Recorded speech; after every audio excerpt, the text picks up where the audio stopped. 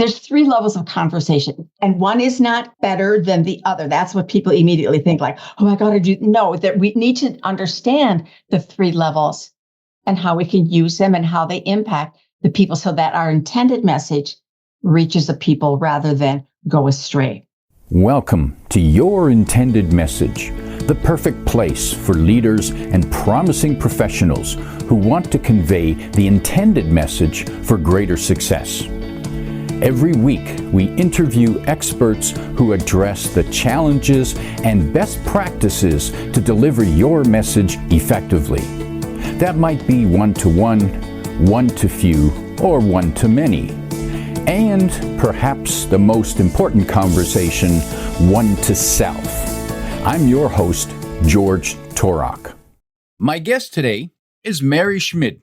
Here's 3 facts that I think you should know about her. She's a former accomplished executive who became a trusted partner for executives, specializing in transforming everyday conversations into trust-building dialogues. She shifted gears to redefine conversations by placing trust at its core. 2, raised on a Minnesota farm with an insatiable curiosity for the wider world, she uncovered the universal trust. Everything begins with a conversation, regardless of status or background. By unraveling the mystery of how the human brain responds in conversation, she challenges conventional wisdom and offers a fresh perspective that changes the way we think about human connection and dialogue. And 3, life is one grand adventure, whether she's diving into coral reefs or tackling ski slopes. But the real joy is turning everyday moments into unforgettable adventure for her grandkids. And what a wonderful thrill that must be. Mary Schmid, welcome to Your Intended Message. George, my pleasure to join you today and to join your audience. So thank you. Great to be talking to you. And I think I'd really much rather either be skiing on those slopes or diving on that coral. But we can't do that right now, so let's do the next best thing and have a trusting conversation. Yes, let's do that. Mary, from your time, first as an executive and then as an advisor to executives, where do you find that their conversations tend to break down the most? It starts with many people assuming that we're good at conversations. And quite honestly, George, we wouldn't have gotten as far as we have in life without having some good conversations. Yet, the whole reason that I began doing this work is that I came across some research that Stanford did, and they showed that 9 out of 10 conversations miss a mark. They missed the mark. Now, that to me was incredibly sobering. Like, wow. Is there any reason why we have miscommunication and communication gets a bad rap? Because we don't know what really is at the core of what causes this. And so that's where I began my work, to saying it's a lot of brain activity goes on before the conversation and during the conversation. And George, when we can begin reading that, we can begin understanding that our intended message doesn't land and what we can do in the moment. And that's amazing. Well, that astounds me. 9 out of 10 conversations don't succeed. They miss. And I imagine that we tend to focus on speaking. And as long as I told them what to do, they know what to do. Well, no, you might have thought you told something, but they didn't get it. Exactly. So what you said got lost in translation. So let's go figure out why that is, because I believe we need to get to the core of the problem, not just put Band-Aids on the problem, but figure out, so why does this happen? So imagine that you and I, George, are having a good conversation, or that recall when that's been a good conversation. And what was that like for you? When the conversation fails or when it succeeds? When it's good, when you're having a good conversation, how would you describe that to me? That feels satisfying. I feel connected with the person, Mm-hmm. and I feel that we are in sync. I like the person. I trust the person. That to me was a good conversation when I walk away with those feelings. Exactly. And what really happened in the brain before those good feelings, feeling in sync, is that something happened in that conversation. Who knows what it is? It's verbal, it's nonverbal, it's a feeling or a memory that you've had talking to a person, perhaps like this person that was good. It just felt good. But what really happened is your brain sensed respect, safety, and all of a sudden, it opened up. So what happened is when your brain senses this respect and safety and going back and forth, talking with each other, there's a chemical release called oxytocin. And oxytocin opens up the prefrontal cortex, the smart part of our brain, the executive part of our brain that's responsible for innovation, problem solving, connection, trust. And it feels like a good conversation. But what happens preceding that feeling like it was a good conversation was this invisible chemical reaction that happens in your brain and my brain and the brain of all humans. That's the way that it is. Now, let's take a conversation that didn't go as well. And what was that like for you? How would you describe that? It would be feeling like this is a complete waste of time. I don't know why I stood here listening to this person.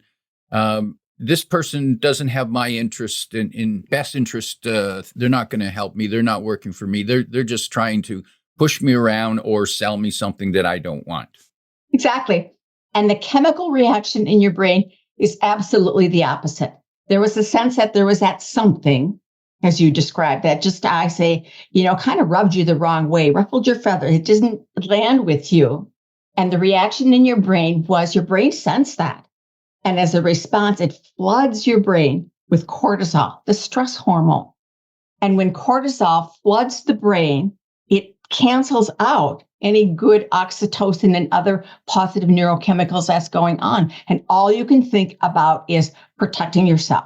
How am I going to get out of this conversation? Why am I here? You are totally disconnected from the conversation. So the important point about and I'm not going to go into a long chemistry lecture, but give you the basics enough to understand that when we're in a conversation, the result of how you lead that conversation either opens people up to connect or it closes them down in protection. And that's our job at responsibility as leaders, to know that so that we can lead the conversations that produce more of the oxytocin, opening up the prefrontal cortex so we can engage and connect, because they're mutually exclusive. You cannot trust when you're on red, when you're feeling threatened, because the cortisol overrides the oxytocin and the prefrontal cortex. So that's sort of this is why our conversations fail. We inadvertently say things or do things inadvertently because we don't know the science and we think that we're good at conversations. And that might be, but this really elevates a good conversation to a trust building one. Now that is fascinating, because what I'm taking away from that is that we think we're these logical, intelligent beings, and we make logical decisions, but there's chemicals going on in our brain that are influenced by other factors that interfere with our thinking. Exactly. And these chemicals precede what comes out of our mouth. They precede what we think, what we feel, and therefore how our message lands or not. And would that, Mary, would that explain why we get angry at some people? Is it a chemical reaction? It is first. It's first a chemical reaction. What we do with that is a behavioral part of it. But absolutely, in a conversation, someone says something that we simply don't agree with. And automatically, instantaneously, out of our control, we get triggered. And that trigger covers the brain in cortisol. And all we can think about is fight, flight, freeze, or appease. And so some people may respond to that feeling threatened in the conversation by fighting, by arguing. While other people might simply say, the deer in the headlight, look, I'm not saying anything. Some people will look around, how do I get out of this conversation? How did I get in here in the first place? And many of us will just, what we call a piece, will just go along to get along. We'll nod our head nicely. Yep, yep. But what we do when we leave the room is totally different. So we all have different responses. We all use those 4: fight, flight, freeze, appease at different times in different contexts because we're human beings. And I think it's really important, George, to understand the levels of the conversation that we lead and how that impacts people. Tell us more about that. Yeah, there's 3 levels of conversation, and one is not better than the other. That's what people immediately think, like, oh, I got to do. No, that we need to understand the 3 levels and how we can use them and how they impact the people so that our intended message reaches the people rather than go astray. So the first level of conversation is what I call an informational conversation. We use it all day long in our life. You ask a question, I give an answer. Here's where's the meeting? What time is this? Where do we go for that? Question, answer. That's fine. Sometimes that's all we need is to get the question answered and get the information. However, when we're in conversations, when we're in meetings with other people, I think we may need more than just a question and answer to build trust, because data, information, logic does not build trust. So we're in a meeting, perhaps, and we ask a few questions. We're not totally blind to other people. So we ask a few questions. And what our brain does is it automatically says, oh, I know the answer. I'm going to tell them. So with a few pieces of information, a little bit of data, lickety split, away we go. We talk to people and tell people what to do based on a limited amount of information. And we think that's going to do the trick. We're thinking that we're being helpful, but we're really not. We're shutting them down. And so we not only tell them what to do, we are really helpful, George, and we're going to tell them how they need to do it. And that sounds a case where information isn't helpful. Not by itself, because people generally aren't going to act on information. They need more than that. So, but there are situations, George, that sometimes in business and in life, things are the way they are. There's things called rules, regulation, compliance, laws. And even in those situations, we simply say, well, you got to do this, George, because the rules are. No ifs, ands, or buts. Yeah, that's true. So if I said that to you, how would you feel? There are no ifs, ands, and buts. You got to do it this way. I'd feel like I was either in the military or in a prison. Yeah, feel like you're being told what to do, and nobody likes to be told what to do. So the little shift that we can make is simply saying, we know that the facts are, this is the rules, the regulations. The facts are, this is what needs to happen. And how do you think you can do that? You've just taken someone who's triggered and on red and overrun by cortisol to ask a simple question about them and how can they accomplish that. I was working with a person in compliance, and that was her big complaint. I tell them over and over and over again, this is what they need to do. And if they don't do this, this is what will happen. And I said, what would happen if you just, and I'm not negating it is the way that it is, but involve them and bring them in and invite them more into the conversation and simply say, and what can you do to get into compliance? And how can I help you to do that? Boom, totally changed it around. Then we have a level 2 conversation, and that's using our position to persuade people.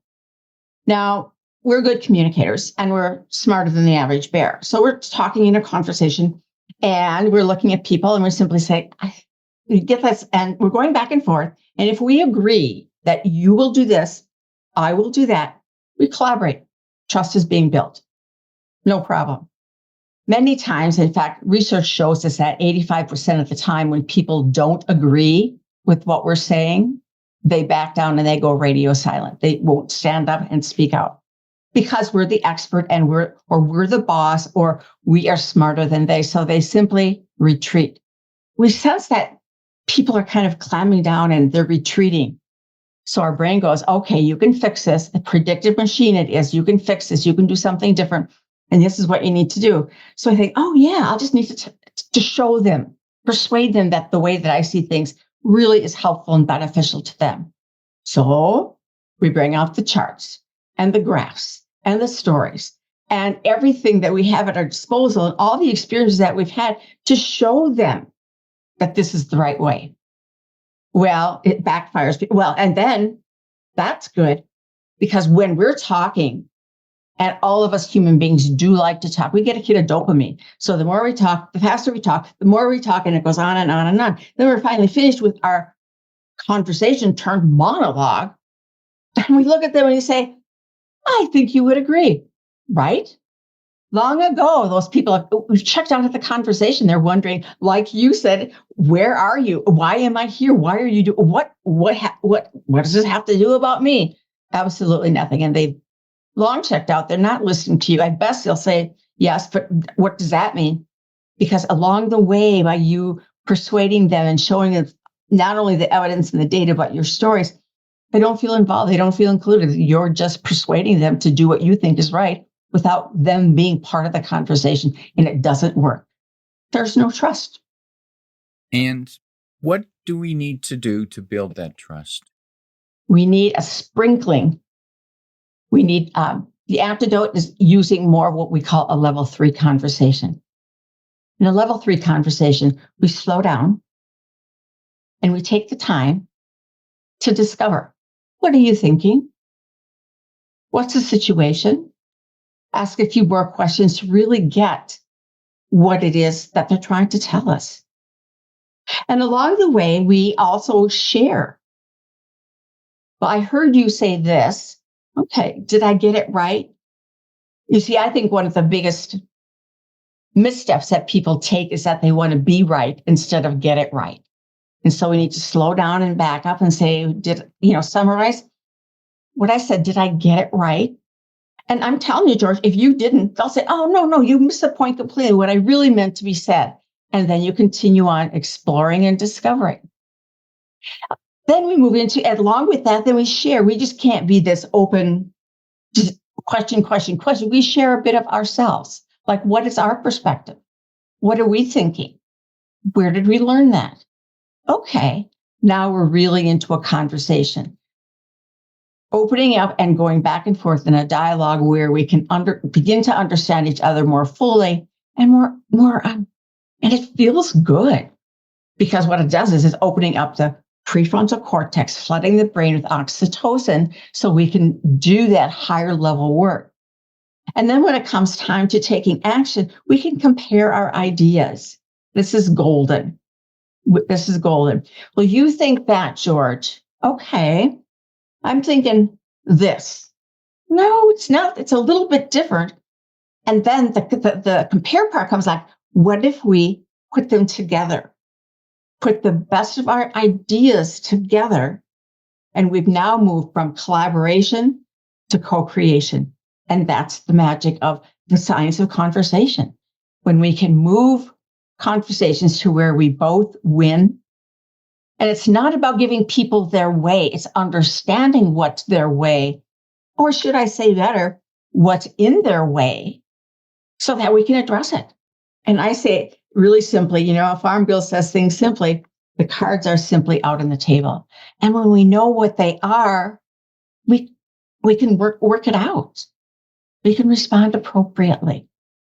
Questions sound like the magic of building that trust and building that connection. Is that a fair way of putting it? I think that's a very fair way. We have to be open enough to be able to ask questions to really understand rather than just tell. And I qualify a question. A good question in my mind is a question for which you have no answer. Mm. So many times we can have a leading question or a question that confirms what we already know. But it's a whole different ballgame when we simply say a question without an answer is like, what was that impact on you? You don't know the answer, and you have to be willing and confident enough that no matter what they say, you can respond to that.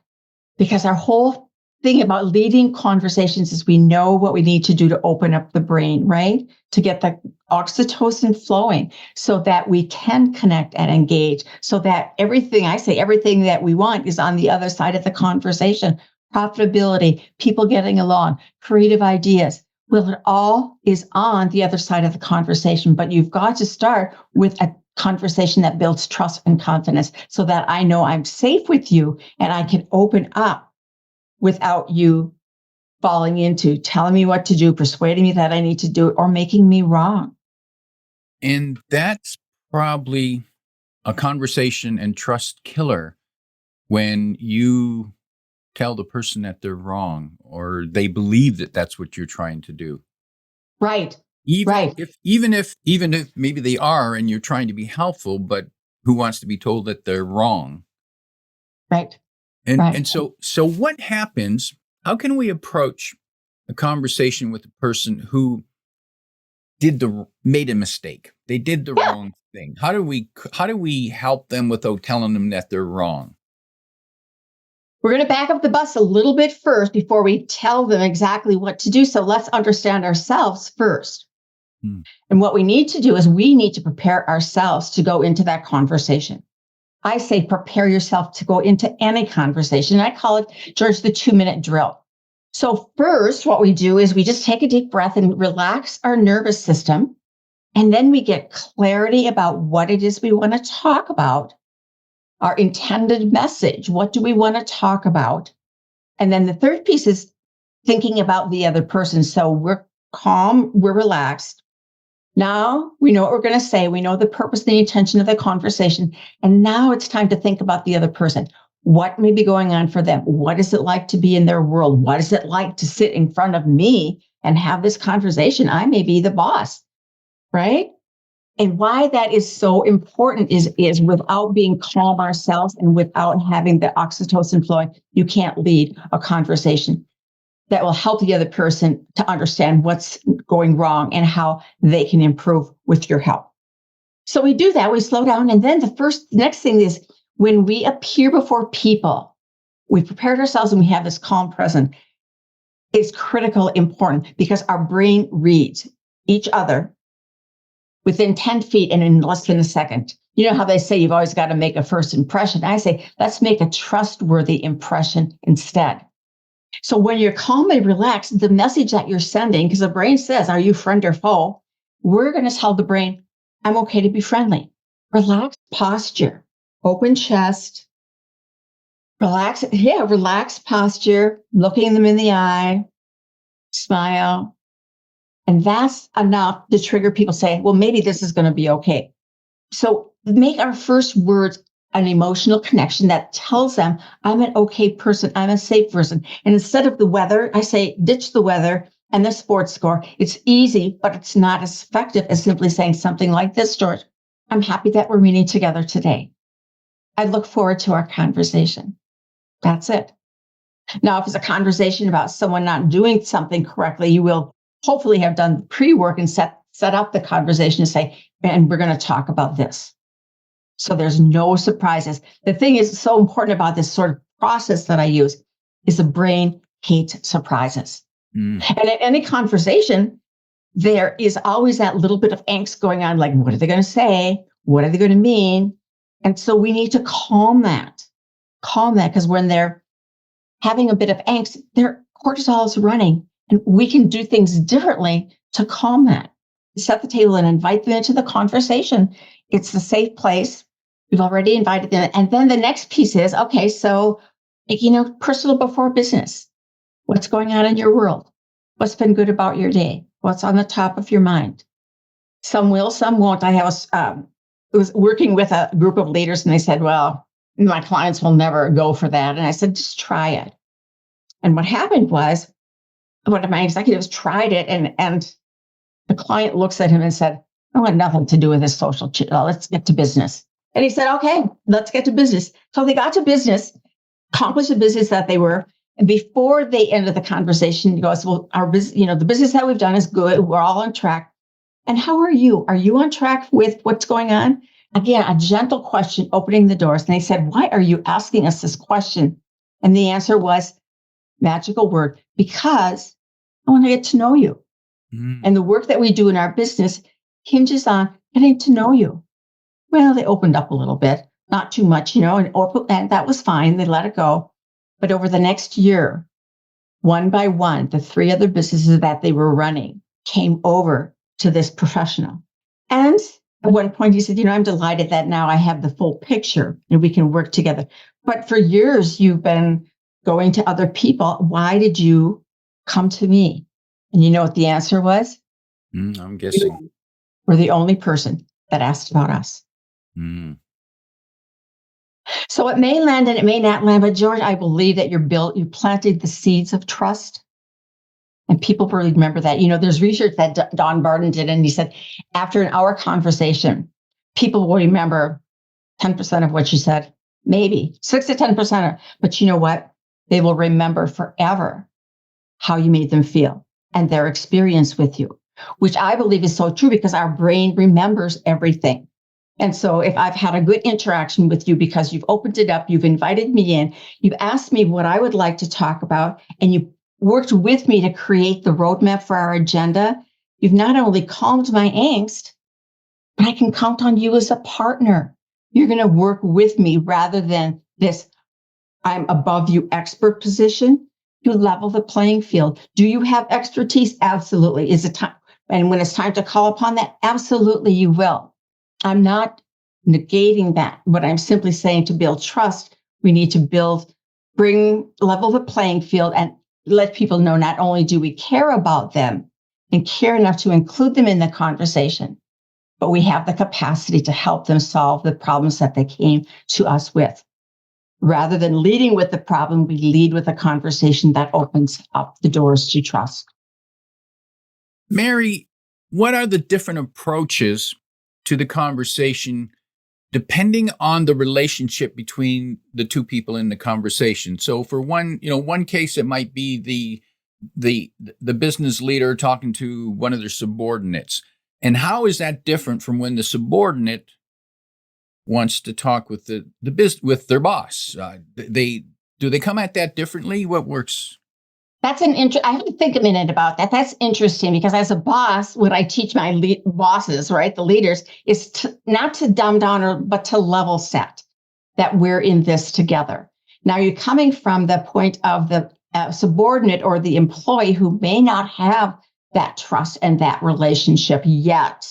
Or he or she may have had some experiences where they tried to say something and it didn't go anywhere, right?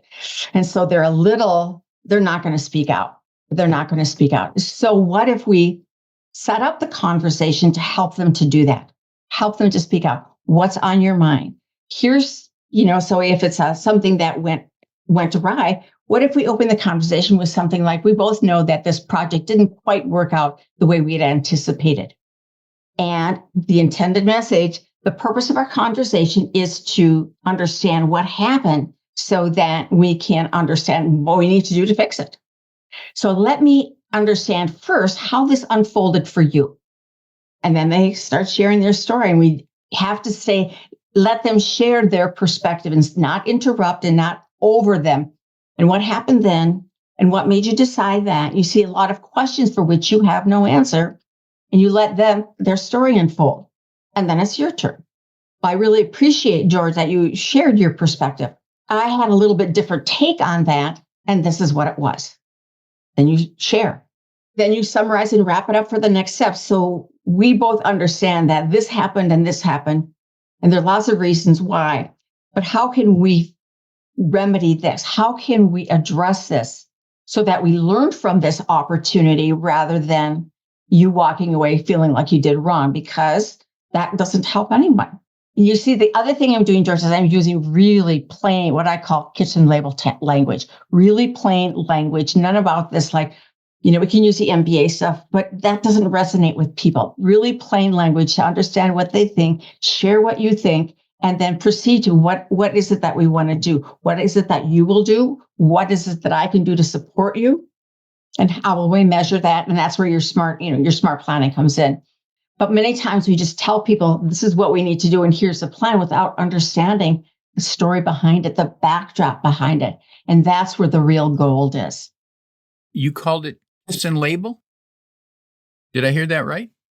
Excuse me. I call it, using plain language, I call it kitchen table language. Kitchen table. Got it. Got it. Got it. The same language that you and I would be, that we use when we're sitting across the kitchen table at the farmhouse over a cup of coffee, just talking, talking, talking. No fancy words, no fancy, well, that's a whole nother, because the words that we do have the power to shut people down or open them up. And the bigger our words are and the less that people really understand, the more they retreat and they back off and they move into the amygdala, right? They move into being threatened and they're not going to respond. So none of these 5-syllable words. Oh, heavens, no, George. You may know them and I may know them and we may use them in our writing, but no, it has, because the impact that we have for our messages, it destroys our message. The message that it gives is I'm smarter and better than you because look at my 5-syllable words. And that's not what, in a conversation, as we're working with people, we don't want that. Now, if you're in a technical field and everyone has the same lingo, that's totally different. And you may use that to describe what the situation is or the problem, but you don't lead with it. You lead with this really what I call human conversation, heart to heart, eye to eye, heart to heart. Here's how you open it up. Here's what you need to remember about the way that you speak with people, because every word counts, every conversation matters. And it's your job to know how to set it up so that trust builds rather than erodes. Mary, for people who'd like to learn more about you and your services, they can find you on LinkedIn or at your website. Correct. And the website is Mary@maryschmid.com. Okay. And you can find those links in the description below. Mary, as we prepare to wrap up, if you could sit down with a team leader, and they're a new team leader, and they're trying to build a productive team with the trust and works together, and every team has some dysfunctions to it. If you could give them 1, 2, or 3 pieces of advice to the team leader to have those more constructive conversations, what might that be? As a new team leader in particular, I would give the advice of get to know your people. Before you institute all this change and all the things, get to know your people and have a real conversation. Who are you? Where did you come from? Want to connect them to the work that they do. What do you enjoy about the work that you do? Really open-ended questions to get to know them. Because when they see you as approachable, when they have experienced you as being interested in them, not just interested in them being a cog in the wheel, and that you can advocate for them to connect, and it's safe for you to do that, you've got half the problem won right there. Most people, George, don't take the time to deliver a personal message and to get to know people personal. Or if they do, they have 2 seconds of personal and then they get on with business. That whole piece of human to human, let me understand you and you understand me and how we relate together. So this becomes the basis of our relationship, because it's good conversations, trust-building conversations that lead to solid relationships and trust-building cultures. And it all begins with a conversation. Powerful advice. My guest today is Mary Schmid, reminding you that when people have a conversation with you, they might forget 85% of what you said, but they'll always remember how you made them feel. Exactly. If you like what you heard, tell your friends and post your 5-star review on Apple Podcasts, because that helps more listeners find us. Come back every week for more practical insights to help you deliver your intended message. I'm your host, George Torok.